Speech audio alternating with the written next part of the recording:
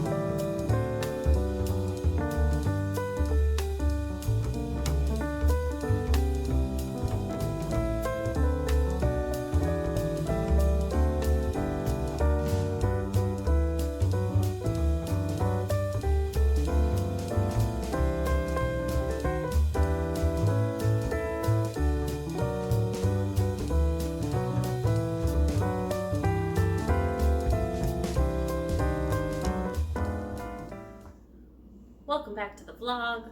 Welcome back to my kitchen.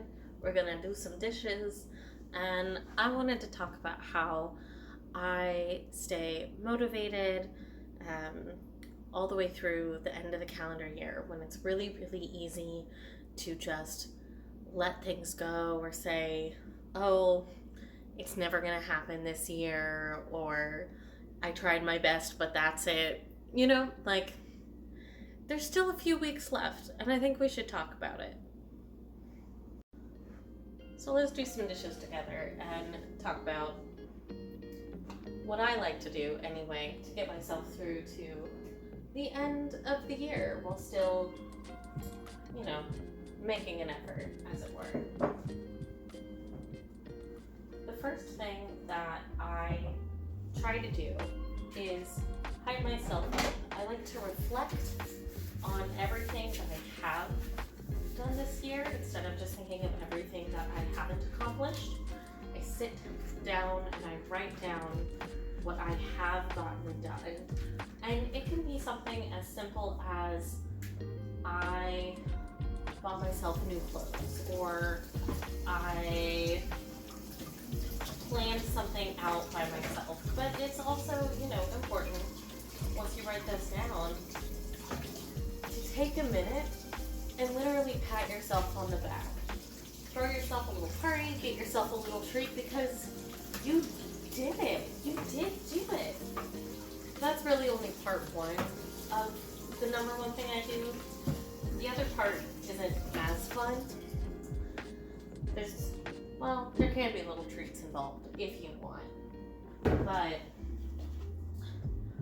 part two is looking at everything that you didn't get done that you wanted to. And that's okay. You can see the things that you tried and weren't successful at, or not as successful as you hoped. Like, for example, I worked really, really hard on building out a whole campaign for a show, and I'm still really proud of everything I did for that campaign, even though we made barely 20% of our goal. Like, nothing. And that was really hard.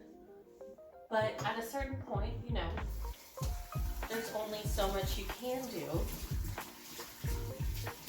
And I learned a lot. So, write it down. Take some time. And for those moments where you failed, or you feel like you failed, then take a moment to write down what you succeeded at within the failure. Was the failure backing out at the last minute? Okay, so you backed out at the last minute, but you did put your hat in the ring to begin with. That's pretty impressive if you ask me, as someone who rarely, if ever, puts my hat in the ring. The second thing that I recommend doing, that I like to do myself, is, again, physically write down, because that works for me. But if you want to type it, if you want to say it to a friend, voice record it, film yourself saying it, it's letting go of the things that you can't reasonably accomplish in the next year. I read an absolutely life-changing piece of internet literature, 5 to 10 years ago. Oh my god, I'm old. And you can look it up. But it was the beginning of the non-zero movement, that original post that I have kept close to my heart ever since. The whole idea of a non-zero day is that there's always something you can accomplish. You're not going to write an entire essay in a night. You can write a few sentences. You're not going to have,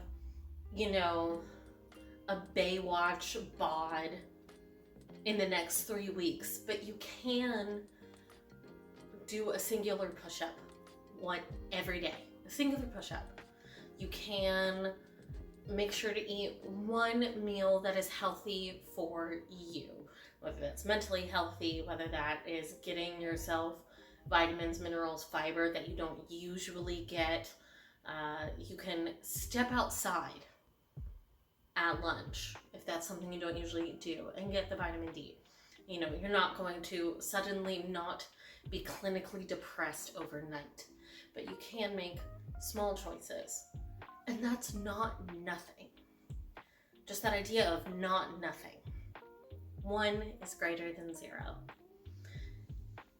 I like to remember that and really lean into that and use that as a basis for breaking down the things that I do still want to accomplish in the next 3 or so weeks into goals that have actionable steps that I can take, knowing that I'm neurospicy, slightly disabled, and a spoonie, and that I'm a person with a full-time job and a very active social life. There's only so much extra time in the day for me to get stuff done.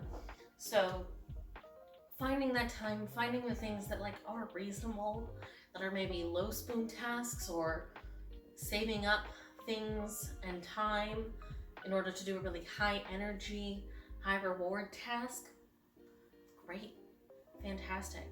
But sitting down and taking the time to do that and feeling like, oh, this is an accomplishable thing, great. But say you're the kind of person who loves a deadline, needs a deadline. All right, there's about 4 weeks in total left of December as of today. That's about 25 days. That's about 350 hours. There's a lot you can do in that time. Could be something you multitask doing while you're at work. Could be something you fit in between evening chores and chasing after, your kids or shuttling them wherever they need to go, walking the dog, what have you. That's a lot of time. And then, of course, for those of you who aren't deadline oriented, who are like, a deadline just stresses me out, it's not helpful, it doesn't do anything for me. Okay. 12/31 and 1/1 are entirely arbitrary. There's so many other calendars out there that you could be working with. Could be the Jewish lunar calendar, could be the Muslim lunar calendar, could be any other number of ways to view time as you see fit. The Gregorian calendar that we currently use doesn't need to be how you live your life. It could just be, I'm doing something today, and that works great. If the deadline is just, what can I get done before I close my eyes tonight? And even if getting something done is, I wrote one thing down, or I looked up podcasts to listen to, or I wrote down a to-do list for tomorrow, or I flagged the emails that I need to answer tomorrow, but I just do not have the mental energy to get to them tonight. But I did flag them for tomorrow. Great. Great deadline. Before you go to bed, or no deadline at all, and just take it day by day. What can you get done day by day? But for those of us who love deadlines, you heard me. You got 25 days, 26 days left in the calendar year. And you can do it. If you want to build yourself a countdown, go for it. That little advent calendar, that could be for Christmas, that could be for New Year's, could be for whatever you want it to be. There's literally so many countdown calendars out there right now for other things, but that you can utilize for whatever you want to use it for.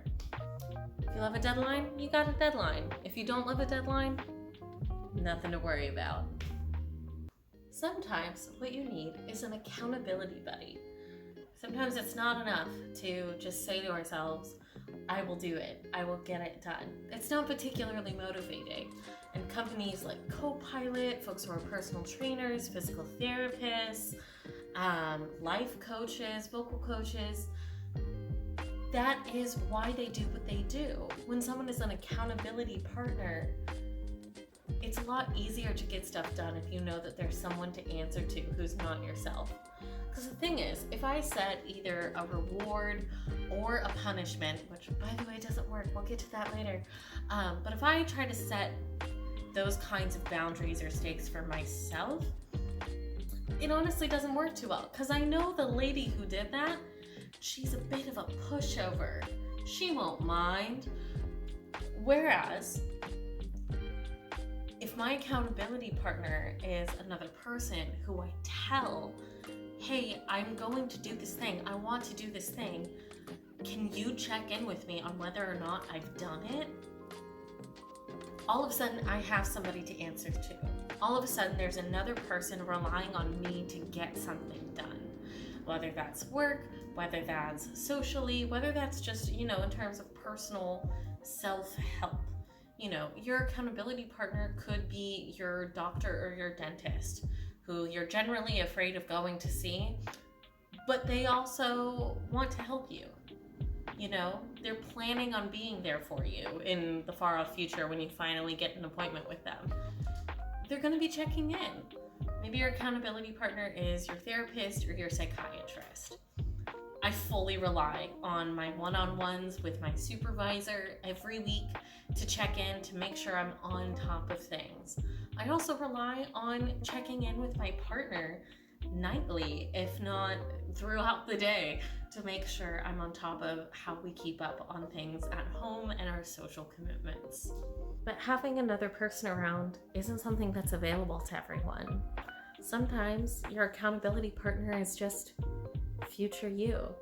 That's something else that original Reddit post went into, was this idea of your 3 selves, how you have to forgive your past self for letting your present self down in whatever way you think that means. And also how you are doing whatever you are currently doing for your future self. And when you do something for your future self and you move into that present, then you look back and thank your past self for getting you to where you are. It's a very fun concept. And for me, I do that with my planner. I like to do the year in pixels. I have different logs for myself. And I went and got myself some sparkly gel pens for the first time since like middle school, maybe even elementary school. Maybe I just haven't been that fun, but like this was special to me. I did this because seeing everything in fun colors makes it so much better, makes it so much easier, makes me want to check in with myself every night before I go to bed, because then I get to fill in the box with a pretty sparkly color. And no matter how bad of a day I've had, or if I didn't meet my goal for that day, whatever it is I'm logging, it's still a fun, pretty color. I still get that dopamine hit.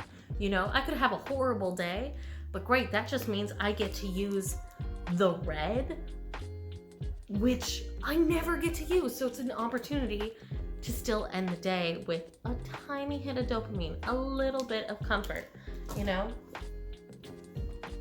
Something else that other people do when they are their own accountability partner is set up reward systems for themselves. The guy who wrote the Healthy Habits book, and some people might know Shelby Sacco from Sad to Savage, she's very much on TikTok and Instagram, talks a lot about this, how habits are built and routines are built with rewards in mind. So something that my partner does, for example, is after he goes to the gym, he will buy himself a pack of Pokemon cards because he loves Pokemon cards. Like that helps get him to the gym on a day he doesn't necessarily want to go. He knows he will get the chance to go into the game and card store nearby and pick out a pack of Pokemon cards. And then that night we go through them together and see what he got and like what the shinies are and everything. And it's so much fun. And then it turns into something we share. So there's like this multi-step reward. Something that Shelby does is buy herself a new cute workout outfit. She was trying to train herself into running all the time, or like every Friday, something like that. And if she did it, then she could buy herself something cute. And so if purchasing something is a high risk for you, if you're like me and you have spending anxiety, then that might be a really great reward. That's a high value thing, no matter what the actual value is. That's a high value reward for doing the thing. But you have to speak to yourself in whatever your love language is. I know there's a lot of, back and forth about love languages and cultural influence and that kind of thing. And that's totally valid. Social science is ever advancing. For the sake of this video, I'm just going to talk about the 5 love languages as laid out in that one book, The 5 Love Languages. There's words of affirmation, quality time, acts of service, gifts, and there's always one other that I can never remember. And physical touch. That's the fifth one. So you have to speak to yourself in the love language that works best for you. This has been absolutely radical for me personally. I'm very much a words of affirmation and quality time kind of a person. I obviously love physical touch and acts of service, etc., etc. But so many things started changing for me when I started writing myself notes telling me that I did a good job. Not just notes of encouragement like, oh, you got this, or oh, slay, boss babe, you know, whatever it is. But specifically things that said, I'm proud of myself, that I'm worthy of success, that I'm creative, that I am grateful, that I'm healing and growing. You know, it's not just writing down manifestations, though I know a lot of people do that, but specifically saying things that I need to hear, whether that's something my inner child or my inner teen needs to hear, or just me right now, my almost 30-year-old self right now needs to hear. And so much about my outlook on life has changed from the practice of doing that every day for almost a year now, over a year now.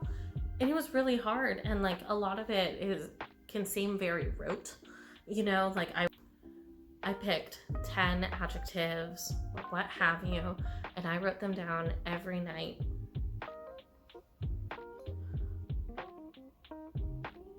Even when I didn't want to, even when it felt stupid, even when I questioned why I was doing any of it, I wasn't seeing or feeling results. Why was I doing this?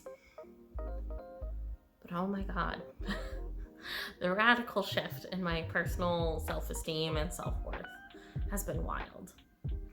The other thing that I've learned to do is spend quality time with myself.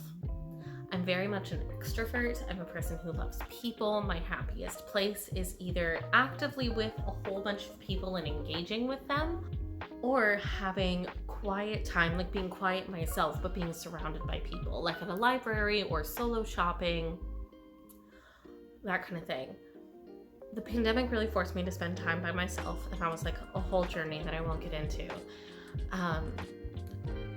But when it comes to staying motivated, promising myself that I will get to have specific time to myself to work on my hobbies, whether that's baking something or getting to watch my YouTube shows that I really enjoy, or play dress up, or, you know, if you're like me and cleaning is fun and organizing is fun, I'm gonna get to organize my closet, and that's just a me thing that I get to do. That's just spending time with me. You know, that can be really motivating. It's also preset motivating of like, oh, if I start doing stuff, like for those days that I really just like can't get myself to do the things that I need to do, like I really don't want to do the ironing, I really don't want to go on my 2-mile walk, I really don't want to yada yada yada yada, I don't really want to do the work today, yada. If I multitask in time for myself, like listening to a podcast, watching those shows, or doing something that I love as like a brain starter to get into doing those other things, like I don't want to, so like the ironing, for example, I don't want to do the ironing and I have to clean the kitchen first. That's so many things. I only have so many spoons, but the ironing needs to get done. Okay. I'm gonna clean the kitchen, because if I clean the kitchen, then I can bake. While I am baking, while stuff is in the oven, then I have a set time, right? A set time to iron one shirt, one piece of clothing.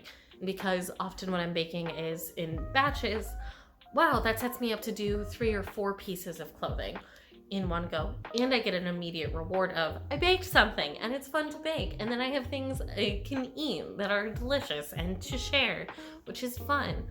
So it can be an in for me. So think about what your love language is, how you like other people to treat you, and then use those tools on yourself. Be your own best cheerleader through these dark months.